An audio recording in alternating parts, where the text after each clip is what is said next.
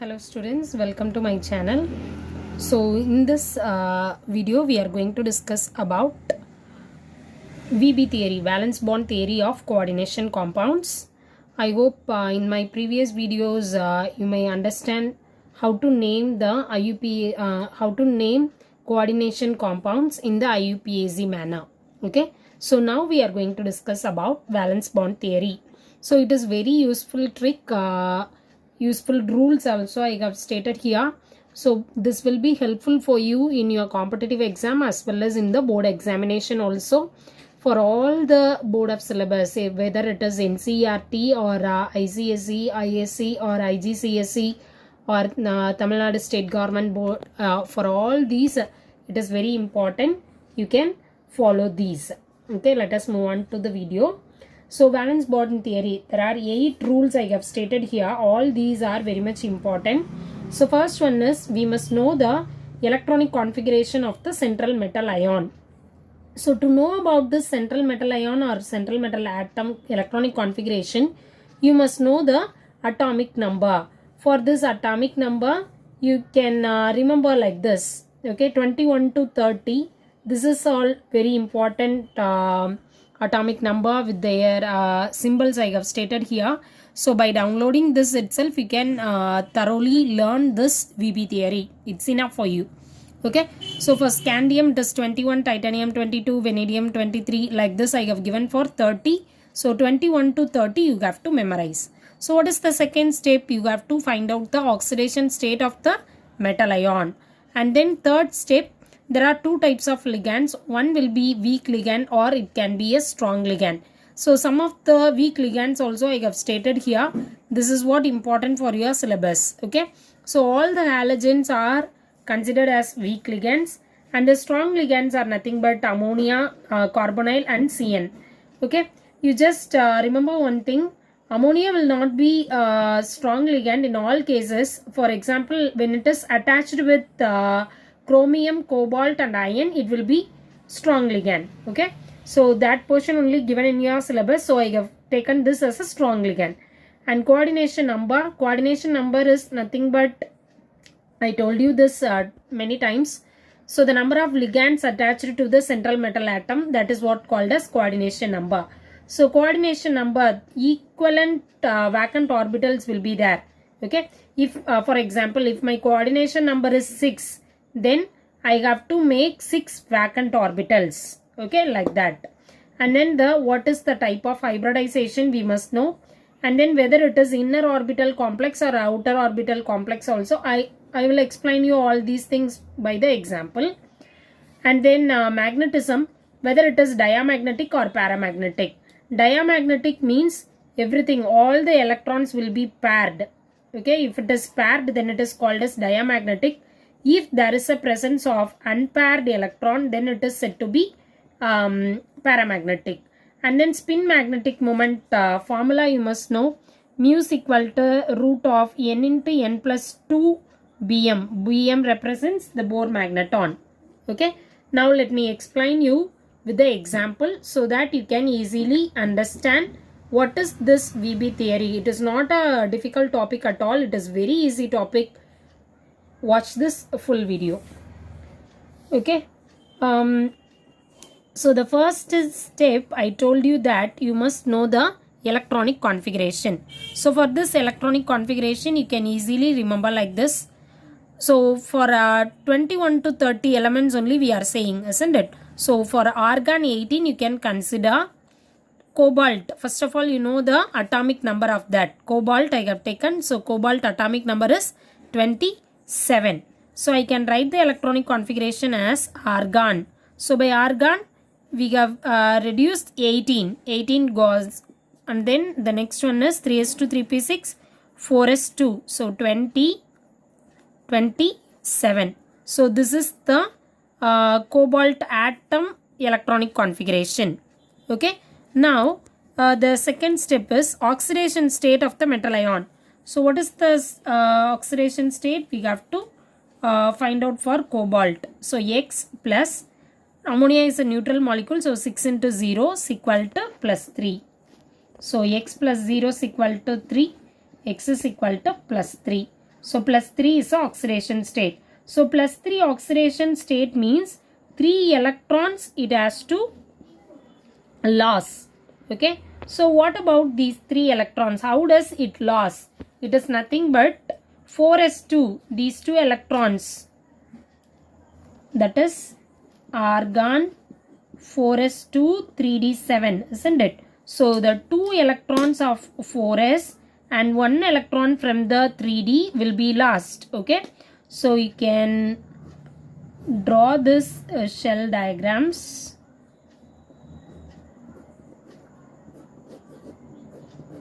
So this is 3d, 4s and 4p.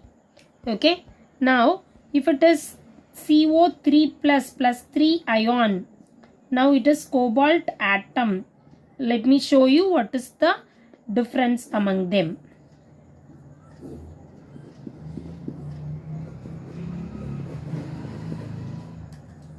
Okay, you just follow here. Cobalt atom, when it is in the atomic state, 3d7. So 1, 2, 3, 4, 5, 6, 7. 4s2. It will be like this. Plus 3 ion means the 3 electrons it has lost, isn't it? So how it will be? The 2 electrons will be lost and 1 more electron from 3d shell. So 1, 2, 3, 4, 5, 6. That's all. Because these 2 electrons and 1 electron are already lost. Okay. Next one. Whether it is a weak ligand or strong ligand. Now ammonia is a strong ligand because it is connected with cobalt, isn't it? So due to this strong ligand, it starts to pair up. Pairing means nothing but the unpaired electrons, the lone electrons, it will shift its position to here. And then it will come down to here. So it will be like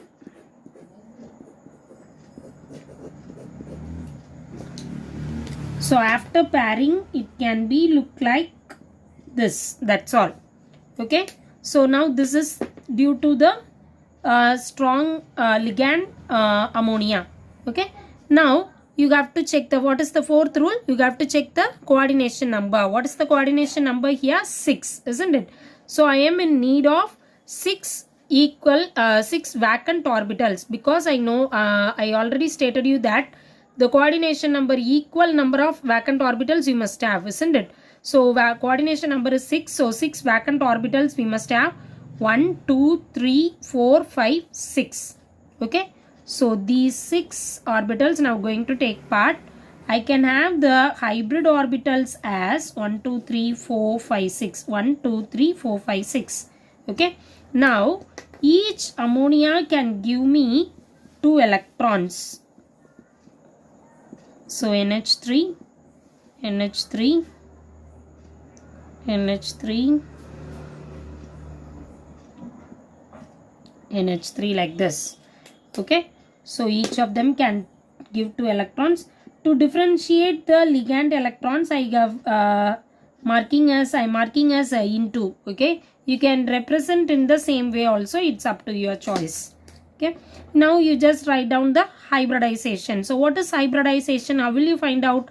What are the vacant orbitals we have taken here? From the 3d subshell, 2 subshells we have taken, and from s orbital only 1 subshell it is present as like it is, and p3. Okay. So the hybridization is d2sp3.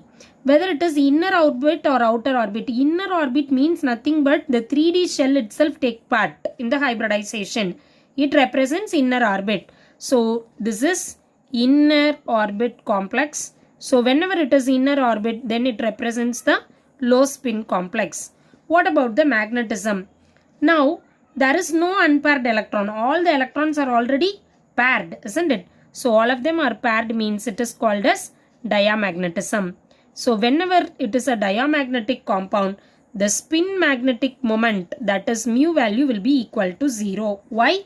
Because there is no unpaired electron. N value is equal to 0. That's why the mu value also equal to 0. Okay. Now this is the VB theory. Let me tell you once again. By this example, we are going to learn the next one. Okay. So first of all, in the VB theory, you must know what is electronic configuration, how to write the electronic configuration. Second one, oxidation state of the central metal ion. Third point, you have to check out the ligand, whether it is weak ligand or strong ligand. Fourth one, coordination number you must know.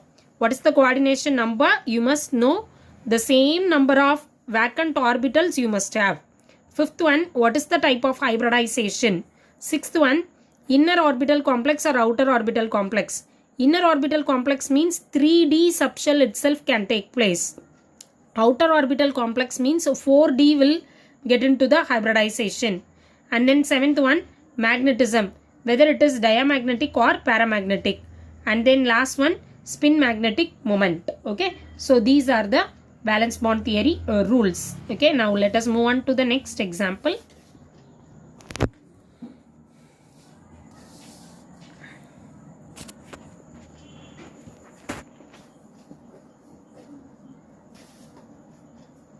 CO F6 3 minus. Now apply the same rules. Cobalt, it is the electronic configuration. I can write it as AR argon, 4s2, 3d7. So first rule is okay. What is the second one? Find out the oxidation state. So X plus each fluorine can be as -1. So 6 into -1 is equal to -3. X minus 6 is equal to -3. X is equal to -3 plus 6. So X is equal to +3. So the cobalt is in the +3 oxidation state. Now whether it is a weak ligand or strong ligand, it is a weak ligand. So there won't be no pairing at all. And then what is the coordination number here? 6. So I am in need of 6 vacant orbitals. Hybridization onwards we have to see by the example. Now write the cobalt atom, 3D subshell, 4s, 4p, 3d7. So 1, 2, 3, 4, 5, 6, 7, 4s2. Now in the cobalt +3 ion,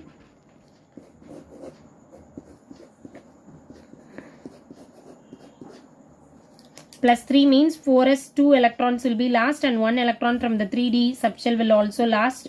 So I can get like this. Okay. Now cobalt F6 3 minus. How this combination will happen? Now F is a weak ligand, so there won't be any pairing at all. What is the coordination number here? 6. So 6 vacant orbitals I am in need of. So I can go for the 4D subshell only. So 4D is nothing but the same thing, 5. So this 3D subshell will be present as such, 4s, 4p, and then 4d. Okay, now you just fill up what is present already. 4s onwards we have to consider. So what is the coordination number? 6, isn't it? 6 vacant orbitals. 1, 2, 3, 4, 5, 6. Okay, so 6 vacant orbitals.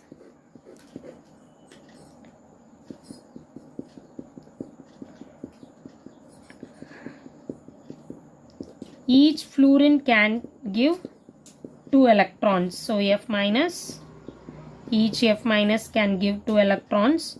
So what is the hybridization here?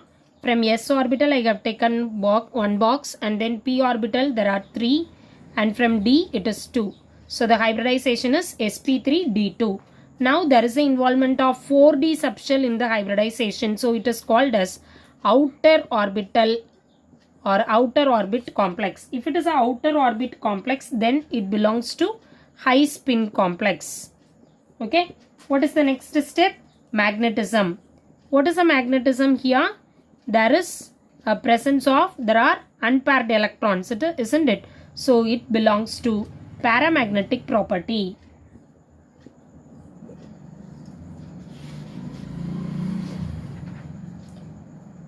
Okay, it belongs to paramagnetic property. And then spin magnetic moment. Spin magnetic moment is nothing but mu is equal to square root of n into n plus 2 Bohr magneton. N is equal to number of unpaired electrons. How many unpaired electrons here? 1, 2, 3, 4. 4 unpaired electrons. So mu is equal to square root of 4 into 4 plus 2 Bm. 4 into 6. So it is equal to 24 Bohr magneton. So this is the mu value. This is what we learnt about VB theory. Now test yourself questions. I have discussed for cobalt atom, isn't it? You just do for 2 more examples. One is nickel tetrachloride.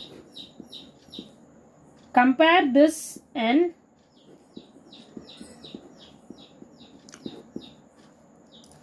nickel tetracyano complex.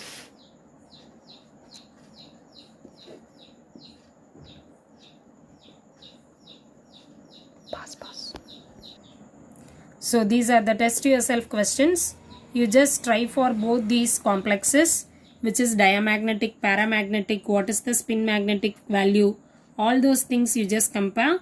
So one will be weak ligand, another one will be strong ligand in this. So by comparing these, you can evaluate yourself how far you have understand this topic.